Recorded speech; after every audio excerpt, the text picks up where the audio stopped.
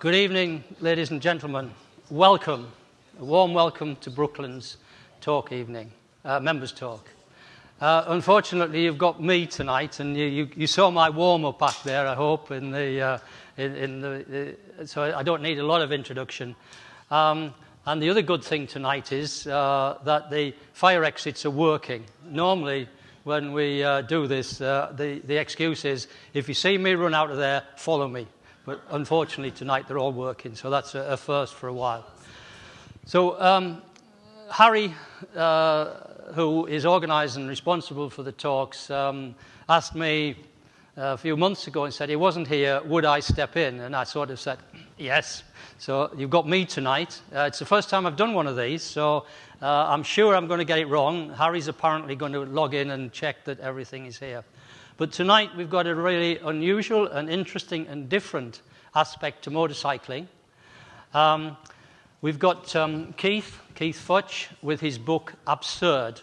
So Keith is here. Welcome, Keith.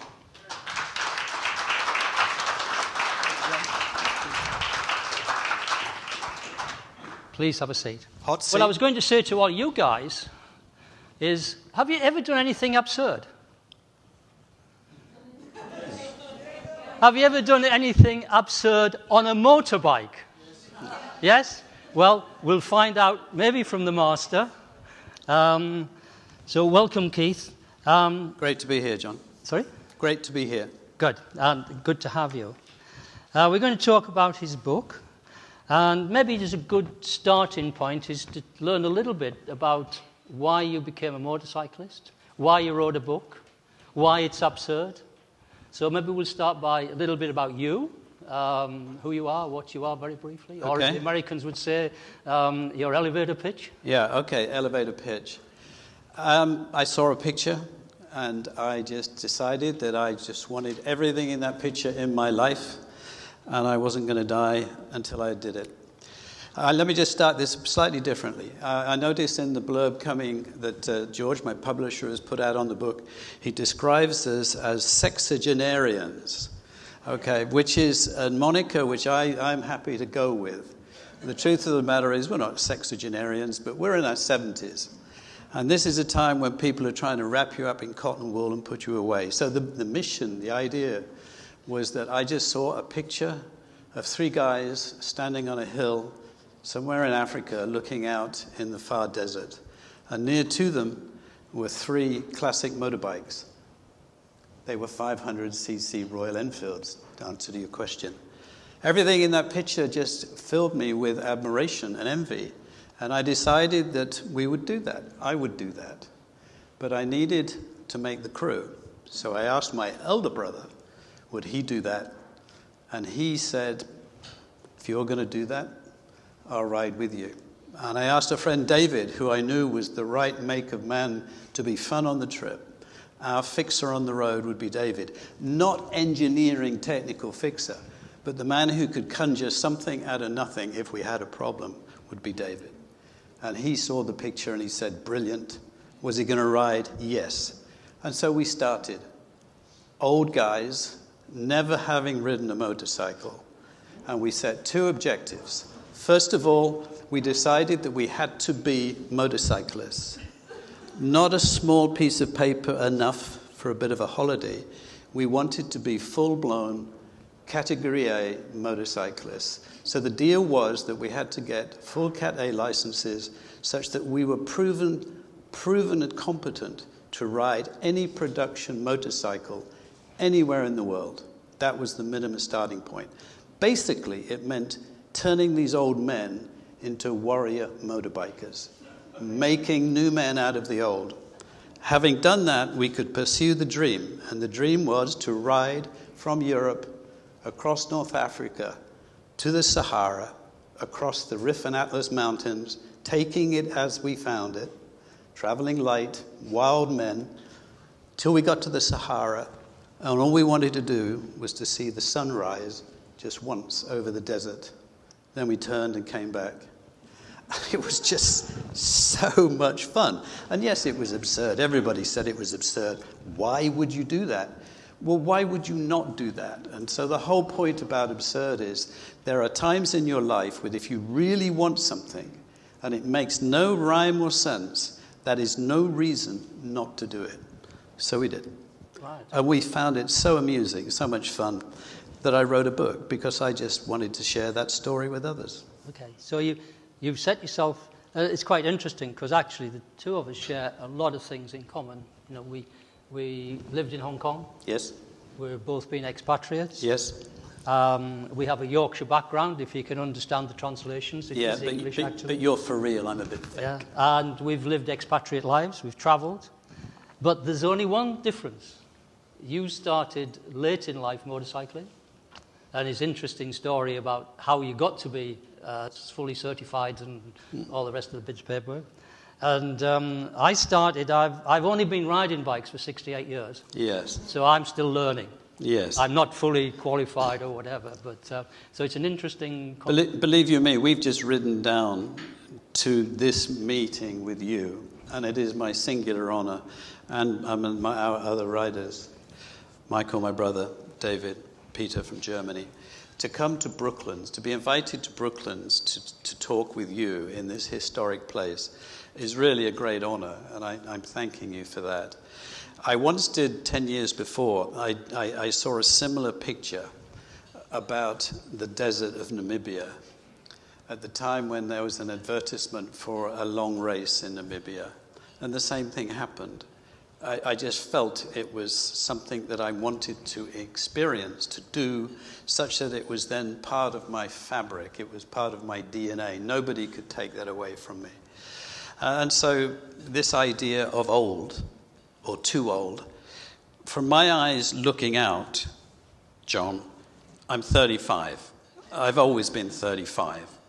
And now that sounds absurd, no. But that's it. It's a bit scary when I shave in the morning and I look and the person who's looking out at me is somebody that I don't actually recognize, and you think to yourself, what the hell happened? The decades rolled by.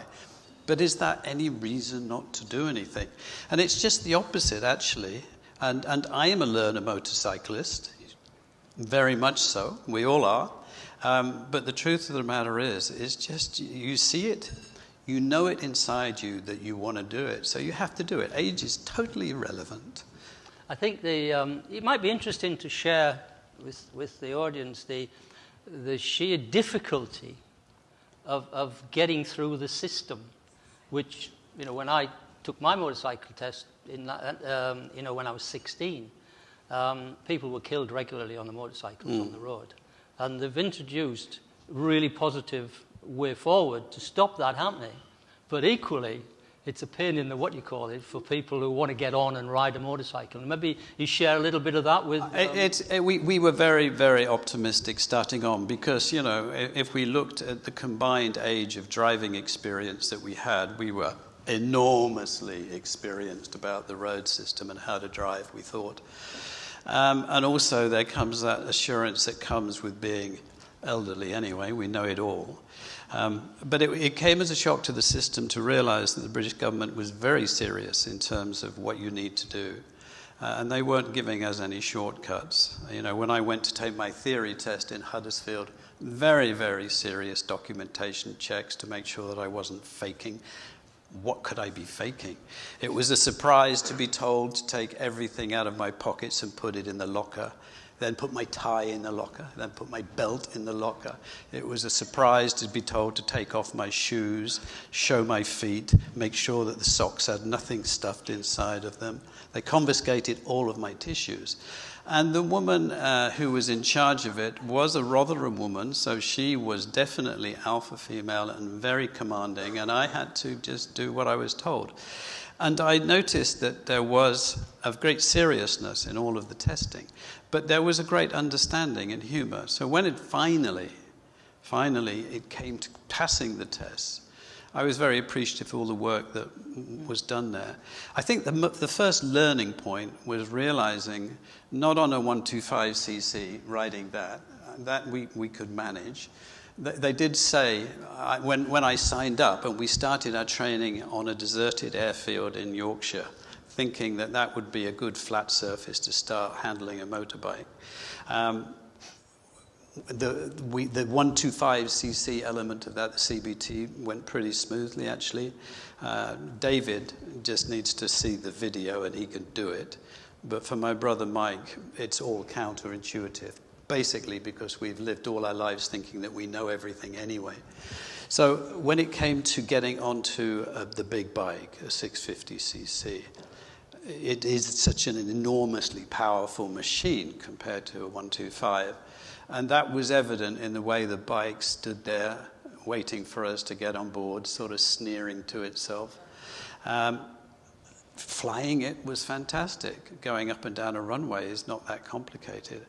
And I brought the bike round after a few routines. Time for yet again another cup of tea. I brought that round, and I was just coming into a slow curve to stop, looking forward to that tea. And I got the brakes wrong. I fudged the brakes, and the whole bike went wild. It went as if it had just got smashed with a telegraph pole. And I was thrown off, and my learning point was that 70-year-old, I could still bounce. That was a very positive statement to know. And it took a few drops of the bike for me to realize that this was going to be a matter of the science and technology of riding a two-wheeled motorcycle, but also the art of it and getting all of that right. And it took us 2 years. Each of three of us, we took different journeys to do that. Mine took me to Southeast Asia, where I spent a lot of my time. My brother and David persevered here. We tried different driving schools. My formula in the end was that when I was in Malaysia, and I checked my Malaysian driving license, which had been issued based on my British driving license, there was a little piece of fine print that said, for reasons that I don't understand, but I'm grateful, that I was actually licensed in Malaysia to ride a 250cc bike. And so I took the same step that we used to take when we were younger people, where you got your provisional license, you stuck your L plate on the back, you got on the bike, and you rode it, and you kept riding it and falling off until you got better. And so about 12 months later, I came back, having ridden my Kawasaki 250cc for about 1,000 miles in Malaysia. And it was a different scenario, because I now felt that the bike was part of me and I was part of the bike. Now, when that transformation took place, I don't know, but it was key.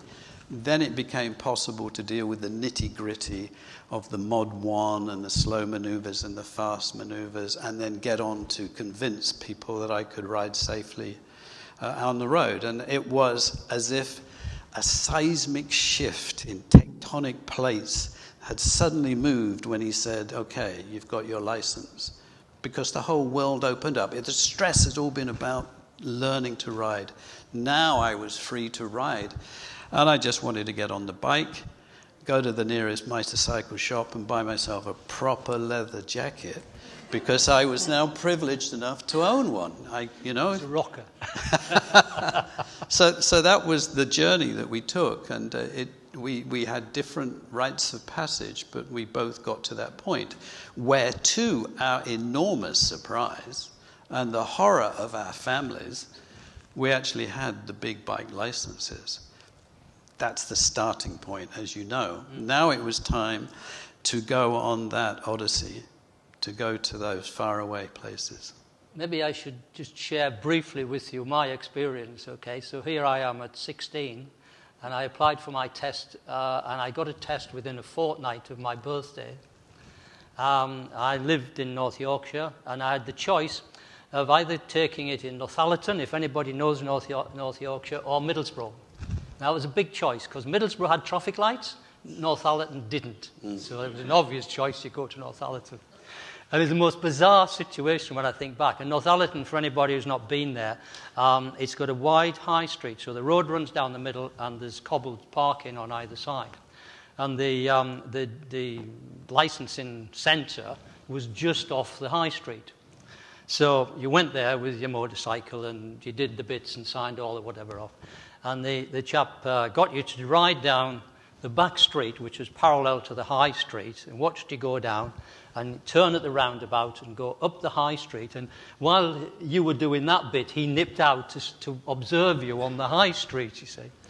And then you have to go to another roundabout, left again, and come back down. And he said, when you see me put my board out, I want you to do an emergency stop. So you go through this process. And I did it on a 98cc James, which was lucky to do 30 mile an hour. And the rules were that if you knocked the guy over with his board on, you failed.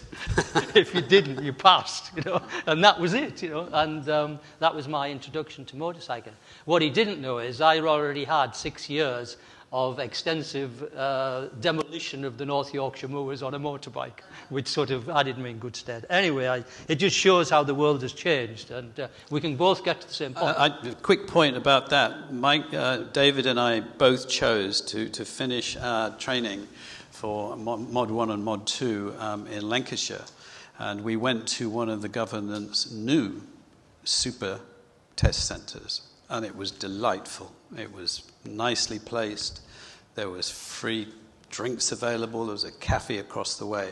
But the point was that you did your practice laps there, and every time you rode out on a motorbike, you always did a route that brought you back to this place where you came in and got refreshments, where you had a chat. And the whole point about it was to diffuse the tension in going for that test. They were interested in your success because they wanted safe drivers.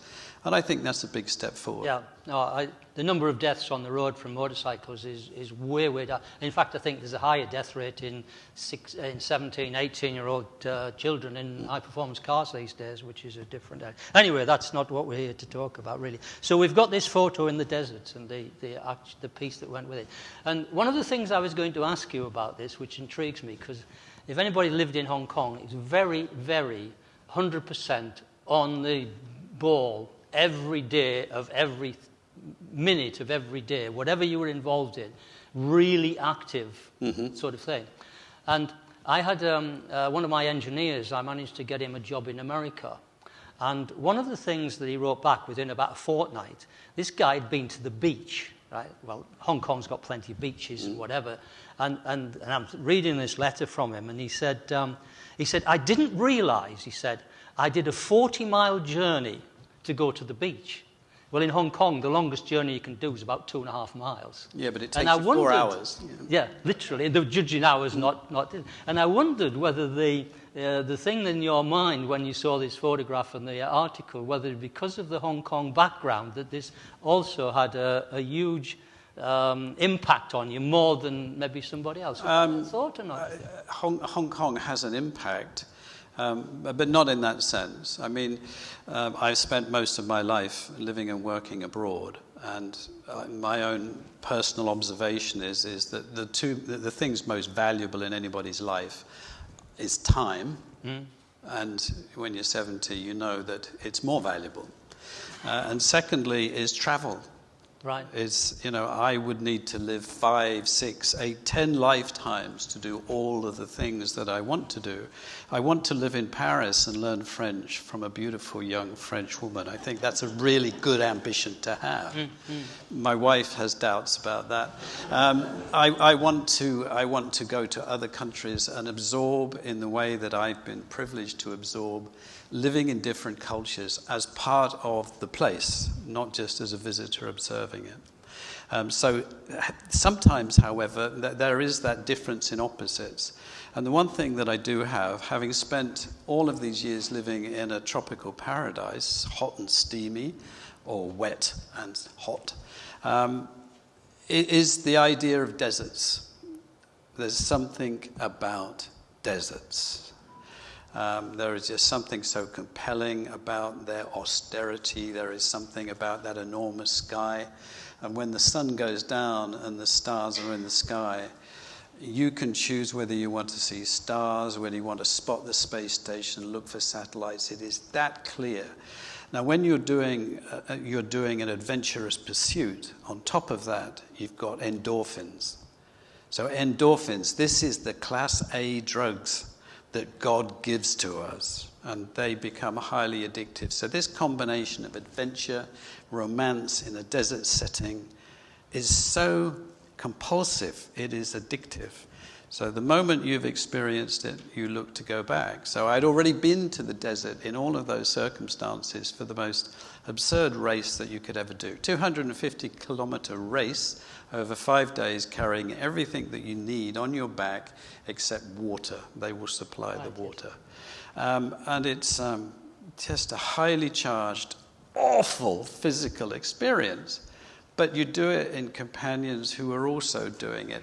And what do you get at the end of it? Well, in my case, they took away 8 toenails and gave me 5 days and 3 in hospital with 3 intravenous drips. But I never forgot about that sky. So it's interesting, you see, isn't it, that the absurd thing was you've had to go at it before you did the motorbikes with the running. I didn't. Oh, well, the running was absurd. This is absurd. And absurd becomes because it's simply this.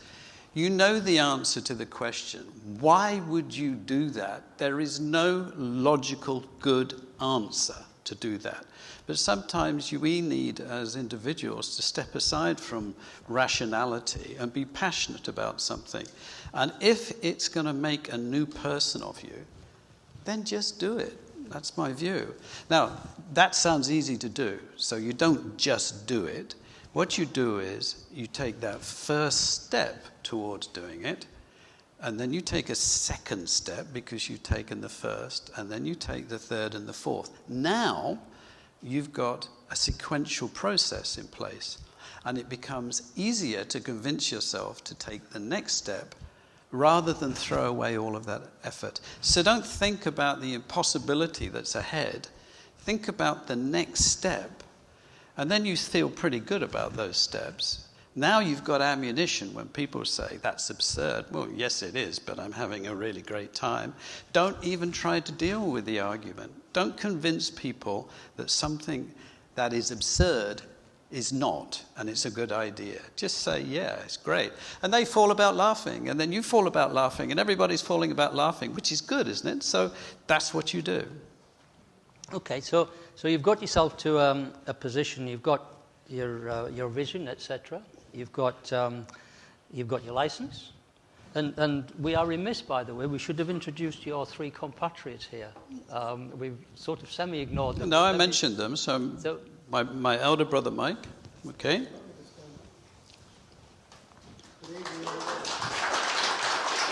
Okay. My good friend David, who is accomplished in all things. Okay. And Peter from Bonn in Germany. Peter has already done all of these things. He is just a great guy to travel with, and that's great. So you've got to a point now where you've got a team, and you've got an idea, and then you had a little bit of a hiccup in the fact that a bit of international terrorism came along, yes. Sort of destabilized. And I mean, it's interesting, when we think of the times that we're in now. You were going to a very safe country. Why should there be a problem? Whatever. And out of the blue, bang. Yes. 2 ladies were killed, I think, weren't they? Or something? They would, yes. 2 Scandinavian women were trekking and camping, and they were found decapitated in the Atlas Mountains. We were going to the Atlas Mountains, and the thought was in our minds, and it now became a really cogent reason in the minds of our family that we should not be doing it. So the thought was that we should now be traveling in a manner where we had people with us who could handle violence to our advantage. So we need something. Now, if I go back to that original picture in that glossy magazine, I did now know who those people were and why they were there. So I turned to them. Mm-hmm, mm-hmm. And so I got in touch with a man whose CV had been removed from the internet. All I knew was that he was ex-military, gentleman farmer, now doing something in Andalusia. Okay, so when you see somebody's background is not on the internet, it's not on the internet for a reason. Interesting man. This is the first time I'd met an Englishman where all his mail was delivered to a petrol station 8 miles from where he lived. And he lived high in the hills. So he was wonderfully mysterious. And I called him man in charge. Anyway, I contacted him, explained what we wanted to do, and asked if he could handle the logistics, and particularly, was he able to handle the risks that we could see? And he said, absolutely. You send me bundles of folding money and we've got a deal. And then he also did say that we needed, there was sense in going with numbers. So the idea of us three setting off and doing it was perfectly feasible, but we opted for a safer option. And that was a really good decision, because what we did was, yes, we had the motorcycling license, but this making new men out of the old is not always just about motorcycles, if you'll excuse me for saying that. It's actually about learning a new way of living, where things are different.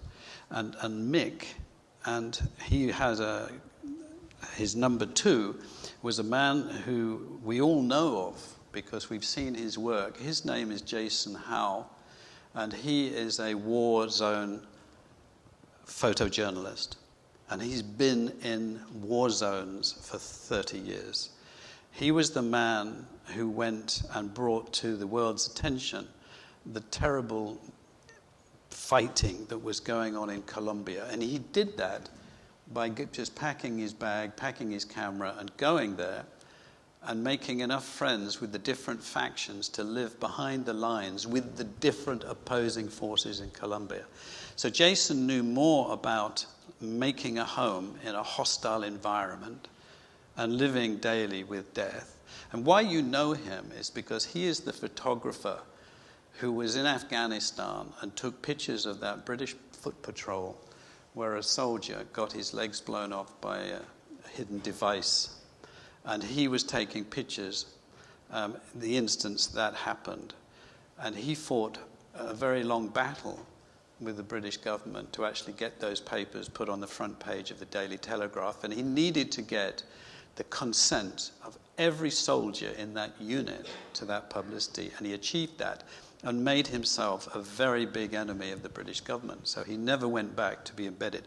So these two men, the difference, what they taught us, these were men who could get up in the morning and things could be rock bottom, but they had enough self-confidence in themselves to know at the end of the day they would have made a good day of living for themselves in the most awful conditions. And to be in the companionship of people like that on an adventure is the best learning curve anybody could want. We loved being with them. And when they said jump, we jumped. And when they showed us what to do. But it was always stylish. It was always amusing. They were just great gentlemen who had lived a hard life and were protecting us and showing us the way. And he had 500cc Royal Enfields available in Andalusia. And I was asked earlier, why this motorcycle, which we've come to love? Well, we weren't picking or choosing. First of all, the motorcycle was Royal Enfield in that picture. And a 500cc Royal Enfield, will carry us and our kit pretty well everywhere. And it was good for us, and that's what we enjoyed doing. Mm. And I gather that meeting up with them, you had a test to pass. Yes, when we got there, it was very mysterious. We chose to fly into to Andalusia via Gibraltar, so we were there for a couple of days. And all we knew was that a message was going to come from Mick. He said, I will send you a message. We knew the day we would have to move. And eventually, yes, we got a text message to say, take a taxi to the border, cross the border into Spain, take another taxi, go to this particular pub in this particular village, and then message me and I'll pick you up. And then for the next 2 days of that weekend, he had us enduro riding through different terrain. We spent time on how we would travel in echelon, how we would ride together, how we would defend ourselves in difficult traffic situations. And then we had kit inspection, and I failed sleeping bags apparently, so I had to borrow a bigger sleeping bag because my tropical weighted thing, which I thought was so sexy and light, was just inadequate for the Atlas Mountains. And I have to say he was right, because I thought, as did the kid, Shane Kidd, who was from Seattle, I thought deserts meant hot. Lawrence of Arabia, hot. Not always. And the season that we were in was the springtime. And in the Atlas Mountains, it was cold, and it was unseasonably cold. And when we got to the desert, we didn't notice it. We were just pleased to be in the desert, and it felt great and warm and nice. But the next day, it rained, and they had a whole year's rain in the desert in one day. And when that happens, it just turns to a big mirror finish surface of water for us to travel through. So, he did right. I don't hold any grudges that I failed sleeping bags. I must point out that my brother and David had the most enormous sleeping bag you've ever seen. I figured that they could have spent, nights on top of a glacier and still being cozy warm. Yeah. Okay, good to know. Good to know. So you passed the test. We your passed motorcycling skills and that you tested, and I guess learnt a little bit in those 2 days. Yes, we did. I mean, we learned a big lesson. We learned, in actual fact, that if you think riding a motorcycle is perfection, that you're always going to be, perfectly positioned, that's not true. I think what we learned was that riding a motorcycle, particularly in enduro circumstances, is do you have enough skills to come out with an optimum in the circumstances outcome, preferably alive. And that means that there are going to be times when you're going to slide the bike. You're going to maybe slide the bike because you want to stop the bike, and that's one way of doing it. Or you are going to make a decision to not fly head first into a ravine or into a thicket of trees. You're going to do some other way. So it was not always nice to see, but we came out safe. And I think what Mick needed to know was, were we in charge of the motorbike, or was the motorbike in charge of us enough to know that we had skills enough to optimize what could be a perilous situation? Yeah, it's interesting. I used to teach people to ride off-road bikes and race enduro bikes, etc. And the cannon fodder that we got were people who rode road bikes. And it used to frighten me that the ability of at least 50% of the people who we used to get were, in my view, totally incompetent. No throttle control, not understanding braking, and all this sort of thing. So if you want any advice about learning to ride motorbikes, go to an off-road school and have a day there and enjoy it. But like you did, get fit first, because it's hard work. Yes. So, yes. That's pretty good. So we've now got a situation where we've got, and quite a relief, I guess, somebody to take care of the logistics and the worry, if I can consider that, of the unknown and all that sort of thing. It was. And Mick's formula was very simple. He said, you each have a swag, rolled up on top of his support vehicle. He had a lot of safety equipment in there. He had the makings of a camp kitchen, but he didn't have much in the way of supplies. We stuffed quite a lot of malt whiskey in the cracks just to get us through. But the idea was that we were going to forage and wild camp as we went, because Mick likes it quirky. He doesn't like, the bed and breakfast formula.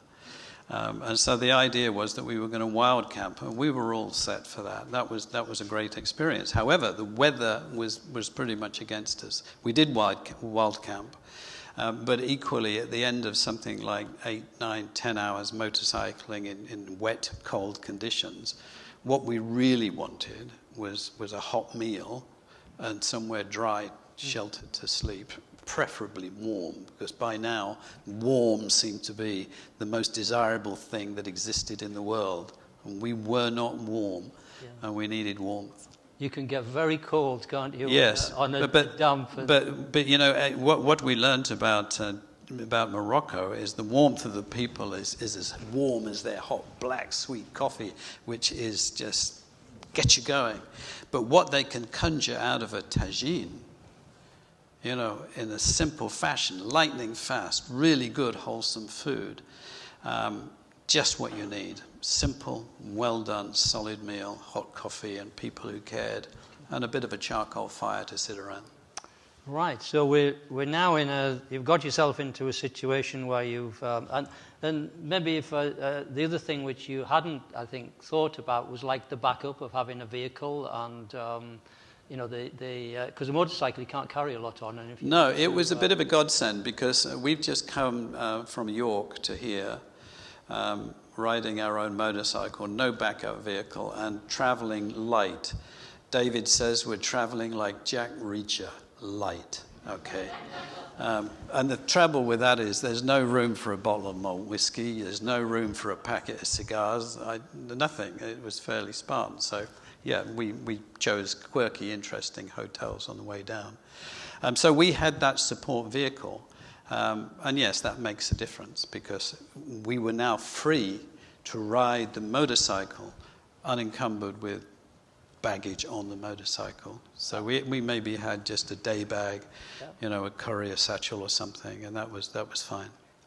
And I guess you were a bit disappointed with the weather, because you're going to a desert. I tend to over-engineer these things. So I've been, tracking the weather on different points on that route for a long while to understand what the weather was going to be like, but we just picked the perhaps too early a time to go, and it hadn't settled. So it in the low areas, it had transited nicely into springtime. It was much more pleasant there than it was in the UK or Northern Europe. But Andalusia was much nicer than that.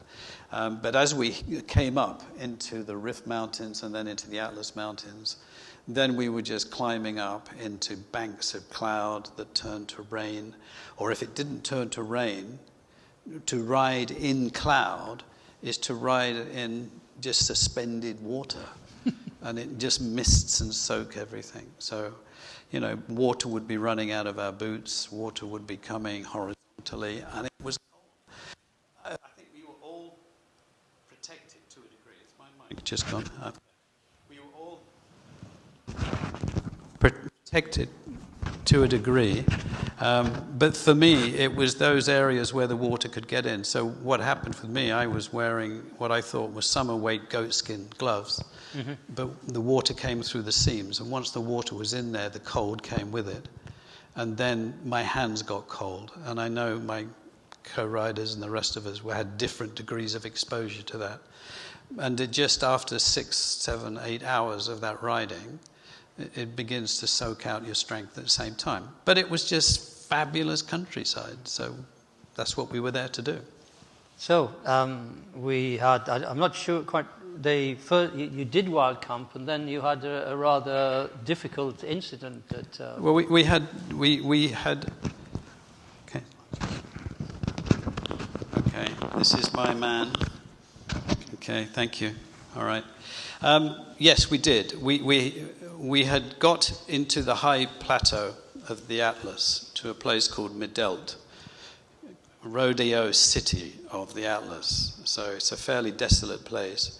But near Midelt, 10, 15 miles out of town, is the Cirque De Jefferier, which enduro riders, not just motorcycle riders, but just enduro-style drivers and rigs go to see. And the Piste de Jefferier is the road that spirals, snakes its way down from the high mountains into where you see this big, huge corrie that nature had carved out. And very, very great to see. That was 15 miles out of Midelt on off-road riding. And we were in Midelt midday, and so we were in high spirits. Let's go and pay homage to the Cirque de Jefferier. Absolutely fantastic riding. This is an enduro situation. In fact, before we went, the people in the restaurant who ran the restaurant we left from said, please be reminded that this is regarded as the killer road. More people have died coming off this road.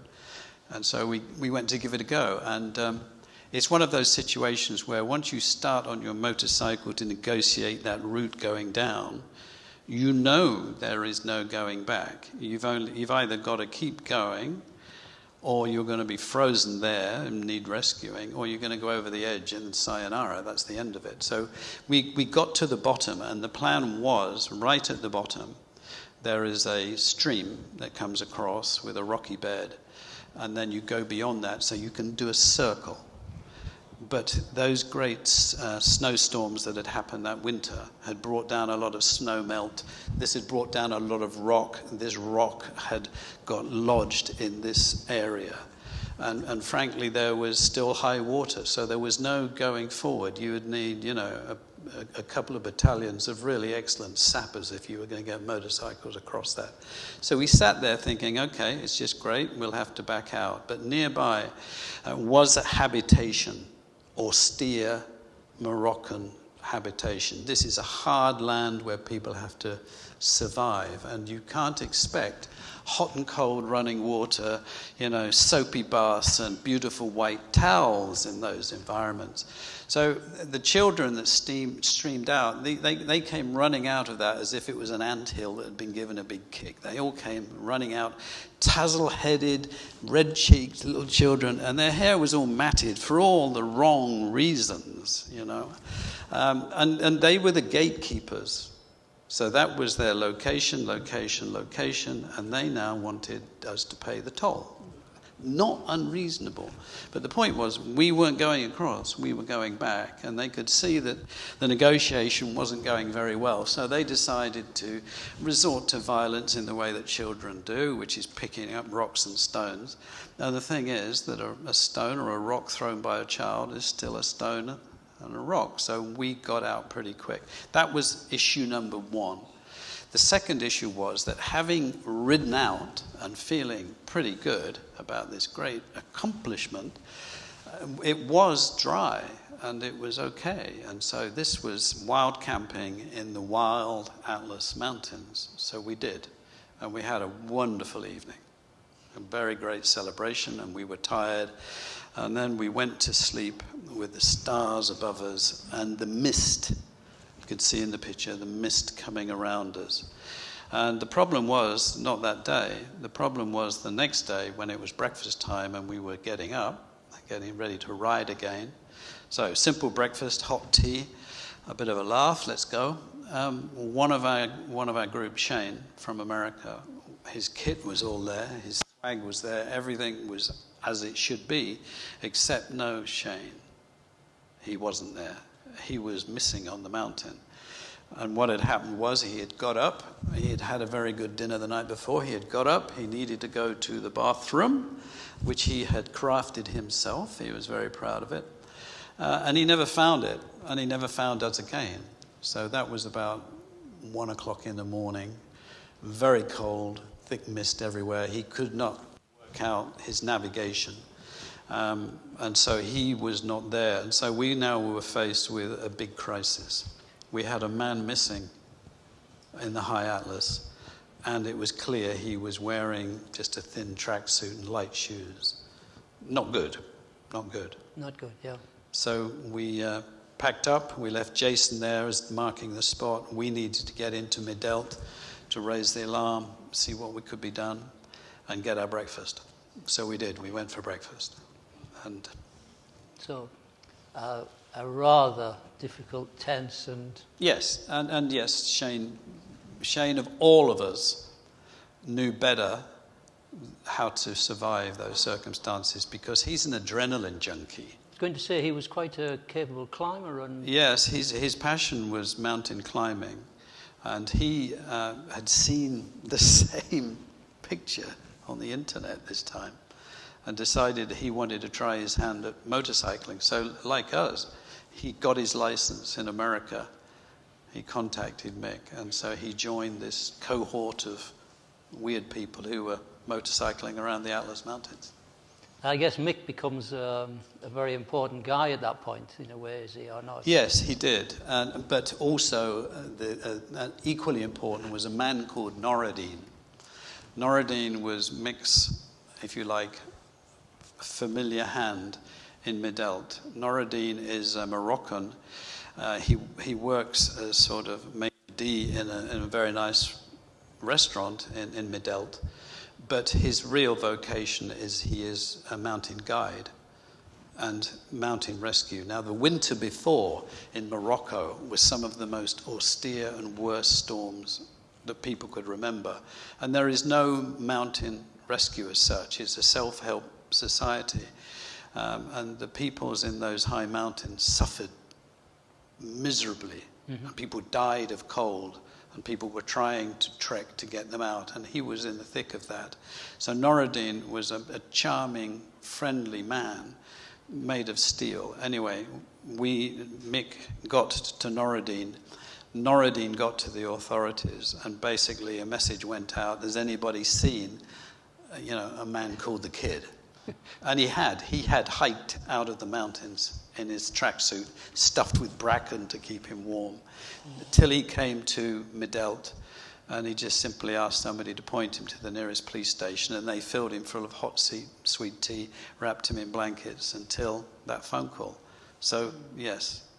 It's interesting, isn't it, that your training in life and going to sort of Boy Scouts and all sorts of things that you do and come across provides you with skills that you never know that you need. But when you do get into that situation, you understand that rivers run downhill and, roads don't go up mountains. I've been practicing my knots for years. I'm ready. I'm really ready. I'm really ready for that. Yeah.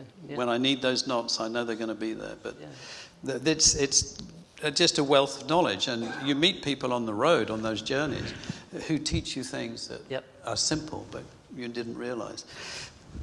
All of this is what made writing the book so interesting, because it touches on all of these things. And fortunately, it worked out well. You found him, and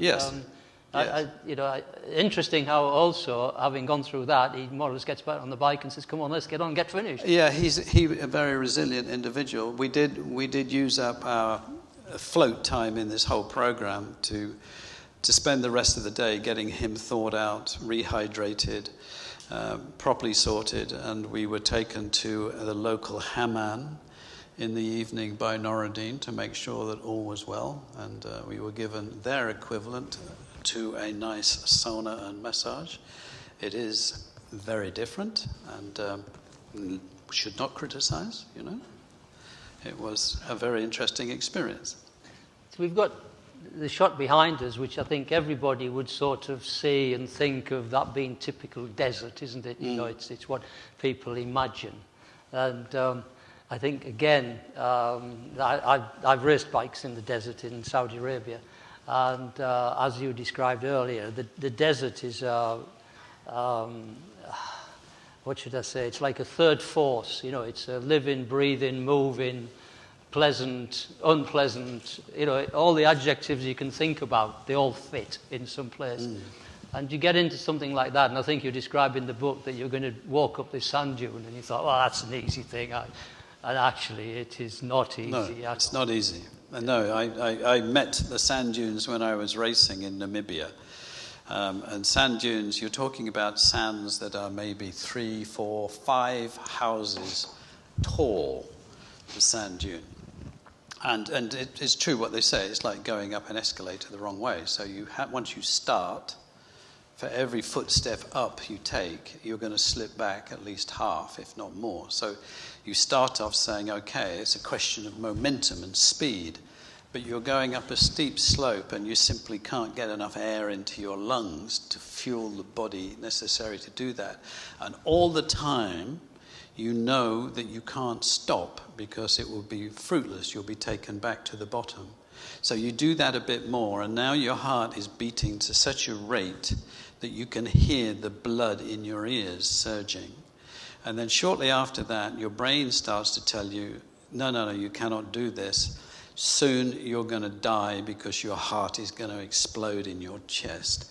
But still you know, in that point of madness, that if you stop, you're going to go back. And at the same time, the sand seems to be getting heavier because your feet is going into the sand. So that next step means that you've got to pull it out of the suction of the sand and get it higher. And just when you know you can do no more, it seems to forgive you, and the gradient goes because you've reached the top. And you know one thing for sure, you're never ever in your life going to do that again. So you stay on the top. You didn't attack those with the bikes, though? No, we didn't attack. Well, actually, you can. Yes. In the right conditions. Yes. That, you know. But in that picture, isn't it beautifully pristine? And that's Yeah. because the wind keeps cleaning it of the marks. The other thing which you see, which is also strange with the sand, with that, is you lose the horizon.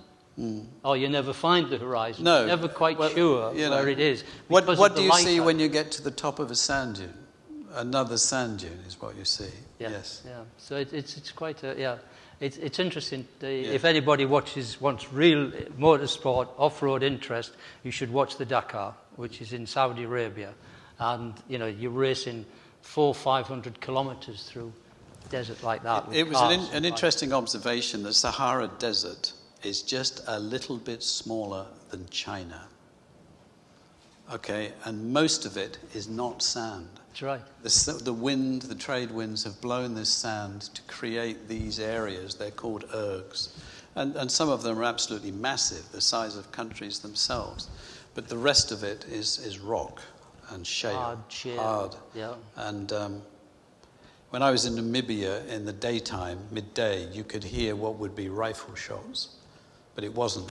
The sun being so hot, it was fracturing rock that would go off like a gun.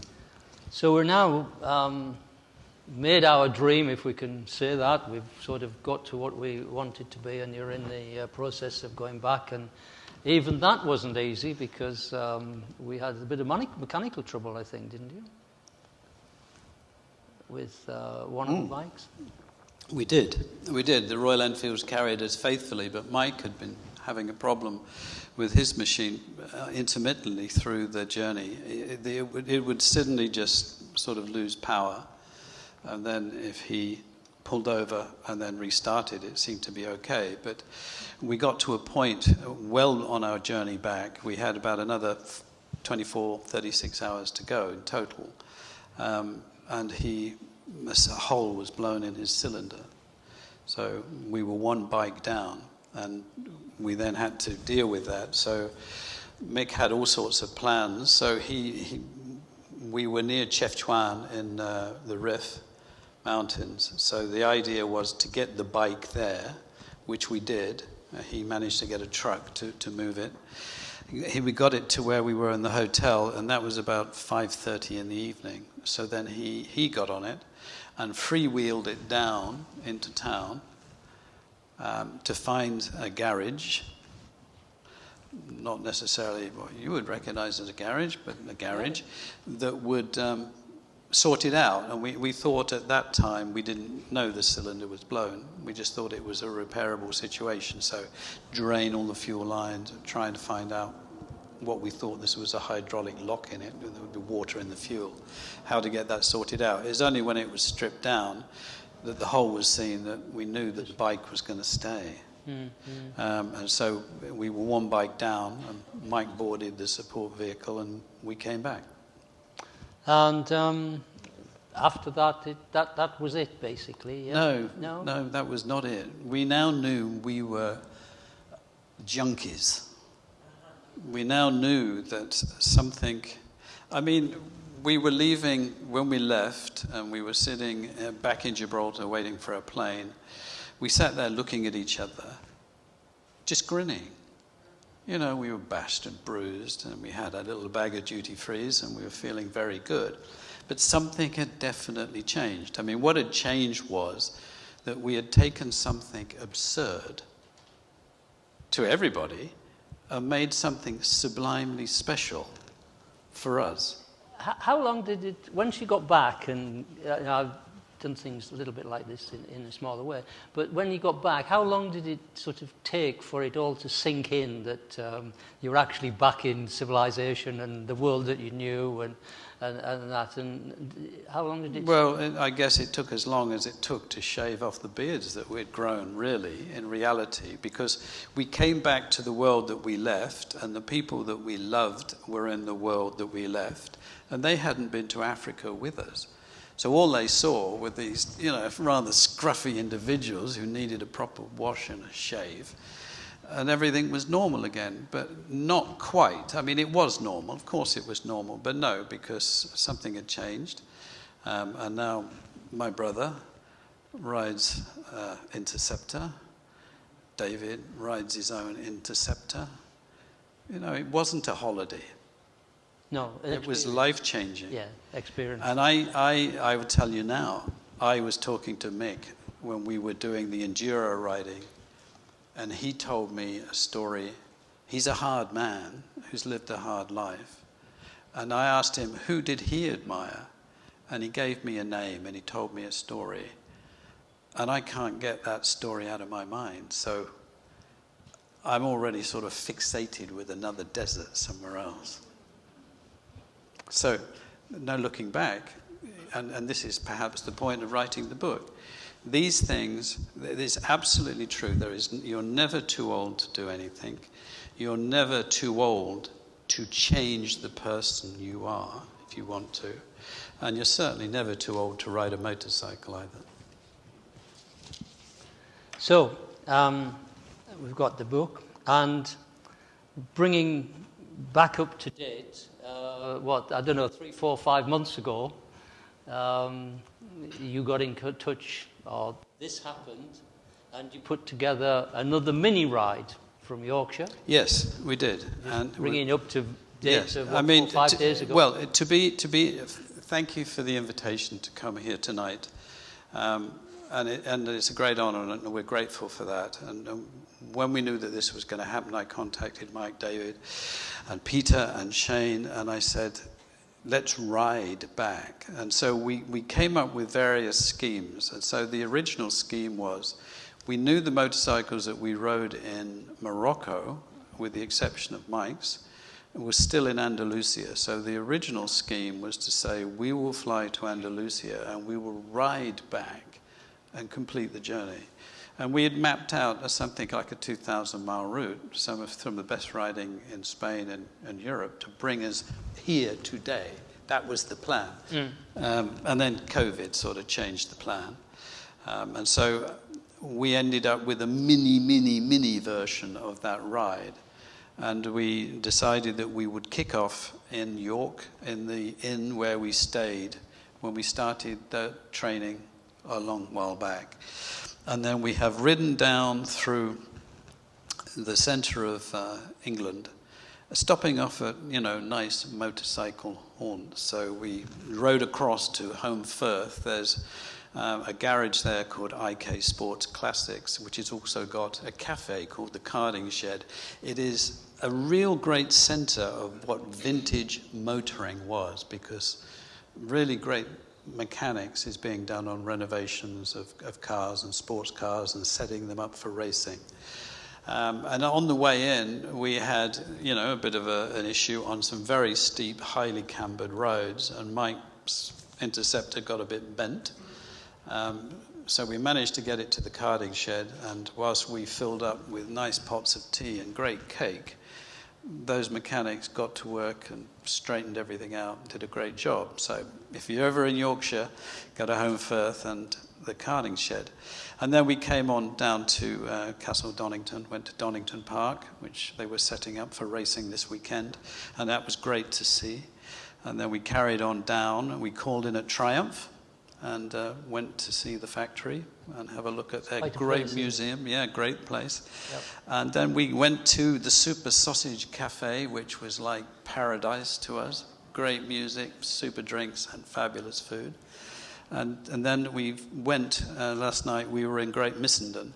We were very much hoping that the Missenden flyover was going to be in town, because David is his biggest fan. And grateful that Mark met us there and brought us in because to navigate the final route in. I would point out that I could not rent. I don't have a bike in England. I couldn't rent a Royal Enfield. So both Peter and I ended up renting bikes. So we rode them from Essex up to York to start. And I've been riding a BMW R9T. And so I didn't work out properly the navigation. So when I picked it up, I said, put a sat-nav on the front for me. So the BMW sat-nav was on. Well, that, I don't know if it was my riding, which was probably not great. I'm not sure what was, but we were in Matlock. I had a coffee, and then we rode out about 3 or 4 miles down the road. Not instantly, 3 or 4 miles down the road. The sat-nav started to get disagreeable. It had kept rerouting me, and I'd been ignoring that. So it just shut down. It went into a sulk, and clearly it was not getting my attention. So suddenly it just flew off the bike. It bailed on me. You know, the sat-nav is gone. And I did an emergency stop and went back, but by now a camper van had trashed that one. So that was one sat-nav gone. So now we're sort of, creating new scenarios. So I've got my iPhone in my pocket. I've got Bluetooth connectivity to sound in my helmet. So now we're depending on Google Maps. This nice lady in Google Maps giving me verbal instructions, and that worked very well, except yesterday on the A5, because I need to put a power pack on the iPhone. This is stuffed into my riding jacket here. And we were doing 50, 55 down the A5, and it was quite busy. And I just felt it just bail out. So that went west as well. So now an iPhone and a power pack is gone. So we probably should quit the navigation scene together. It's interesting, isn't it? You go through all your big journey and all the challenges and whatever, and you come here, for a relatively short distance, and it's the technology and all the bits and pieces and the traffic and all that becomes a problem. Anyway, I think... can I just say that I know George is here, and I want to thank George, my publisher, and Della for helping out. We did put out a lot of messages on Facebook, social media about the ride, and that was important that we did that. And we didn't get the big cavalcade of riders wanting to come with us, and why would we? We've got the DGR ride coming up this weekend. We've got the TT coming up. Summer's here. Everybody's out riding. However, in the book, I enjoyed writing it, but Jason Howe's photographs make this special because he is a wonderful photographer. And he was gracious enough to allow us to use all of his pictures, as you've seen. And this picture, this is our rendition. That's your brand, isn't it? This is our best effort of what got us going in the first place. This is our version of those 3 riders in Africa. And I think I like that picture a lot. Yeah, that's a lovely photo. Well, ladies and gentlemen, do we have any questions? We have a microphone somewhere. If anybody has any questions for Keith. Where's this gentleman here? Just a minute. Where's... It's a mic at the... the question is, you're on road tyres most of the time? Yes. That was okay? No puncture issues? So, well, with the exception of when we were in the Atlas and we went off-road to go to the Cirque De Jefferier, there was no reason that we were not. I mean, we were essentially on using the Moroccan mountain roads for that. And yeah, it could have been an issue because these were not tubeless tyres, but we didn't have punctures. Mick did say that he was really surprised when we considered the mileage that we had done, and we had 5 bikes on the road, that we didn't have any puncture issues. We had some other issues, that chains needed adjusting and stuff like that, but that didn't happen, and I'm glad that didn't happen. However, I've been nervous ever since then, and I do quite like the idea of tubeless tyres.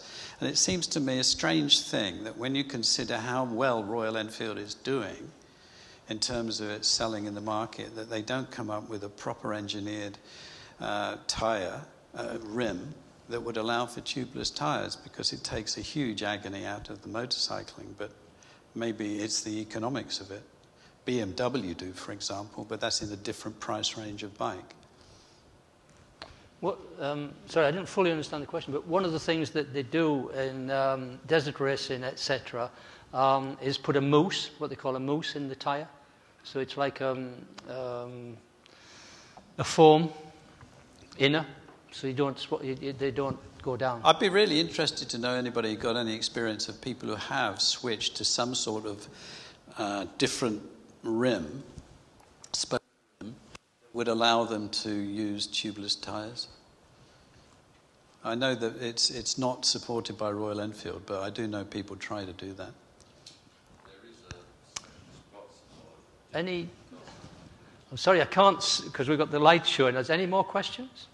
Yep, I've got one. I've got the oh, sorry, you've got the microphone. I just wanted to ask, actually, my experience of touring was really sort of solo touring in Scandinavia, so it's more cold than hot. But the question I've got for you really is about fuel. How did you get on with fuel? We didn't seem to have any problems with that, in the sense that there was no additional filters fitted on the tank to deal with that. We were using regular fuel stations. However, we clearly did have a problem with Mike's bike that was fuel related. That was the theory about why that cylinder was holed. So we just pressed on. No special regard was made for that. Thank you. Lady. Sorry, I was just wondering how long the whole journey took you. The whole Odyssey took us 2 years to become motorcyclists. No, what I meant the journey itself took us about 15 days. That includes that we were staged for about 2 nights in Gibraltar, and it included that really great weekend in Andalusia. And the book, actually, on the journey, particularly, the book spends quite a lot of time, not quite a lot, but the book found interesting people in interesting places that had interesting, quirky history. And that was quite fun, delving into what was so interesting about those places. And great characters, really great personalities. So it's the interaction with the unknown people that is... I think it comes down to this. If you travel and you want to absorb everything that culture has to offer, then you're inclined to look beyond, the hotel restaurant. You're inclined to want to observe. I mean, my favorite pastime is what I call corner cafe culture. I like being in a foreign place, sitting on a corner cafe with a tea or a coffee, and just watching the people and all of that, and trying to see what there is out there that I could do myself or have myself to make me a more interesting thing. So you look at the architecture, you look at the costumes that people are wearing, and you choose something out of that you say, yes, I'm going to get one of those, I'm going to wear that. And I think when you do that, then all of that color, that cosmopolitan flavor that's out there, rolls into you, and you're better for it. Yep. One last question. Oh, it's Keith, I think, yes. Hi, Keith. Had you read any of the other travel books by motorcycle travellers, like Ted Simon, Gibbs's Travels? And yes, like I have. Who has not? When we were learning to ride, I was looking for books that would point the way, that would give me hope.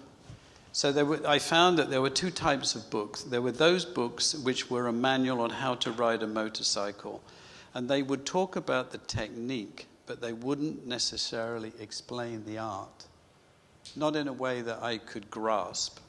And that's probably my fault. And then there are books like Ted Simon. Do you know it was his 92nd birthday about 3 weeks ago? And only now he's thinking about maybe he shouldn't be riding motorcycles. Now, the thing about Ted Simon's book, he went round the world and then wrote a book. How can you write one book about a journey around the world on a motorcycle? He could have written a book on every country he was in. But that started off the idea of The whole liberation of traveling the world on two wheels, lightly loaded, and being close to the people and just taking every moment as it comes, which is a great adventure. So yeah, I read as many as they can. But I was talking this morning about another book that I've read, and this is called Wind, Stars and Sand. And this is written between the wars by a French pilot who was a pilot for the French mail system. And his job was to pilot one of those sort of early planes to carry the mail to faraway places, down deep into South America. They would fly from Toulouse across the Mediterranean and deep into Africa. And every day he took off, before he took off, he would check the loading, he would check the plane, he would check the fuel, he would check all of that. His charts and his notes were his personally, and they were very valuable to him, because when he took off, he knew there was a good chance that something was going to happen that was going to jeopardize his life or perhaps end it. And every flight was like that. And I like reading that sort of book because just a little bit of that flavor is with you when you're on your motorbike in a faraway country and you're just heading straight down that road going into the unknown. What great adventure that is. Ladies and gentlemen, can I give you Keith Futcher and Absurd? Thank you.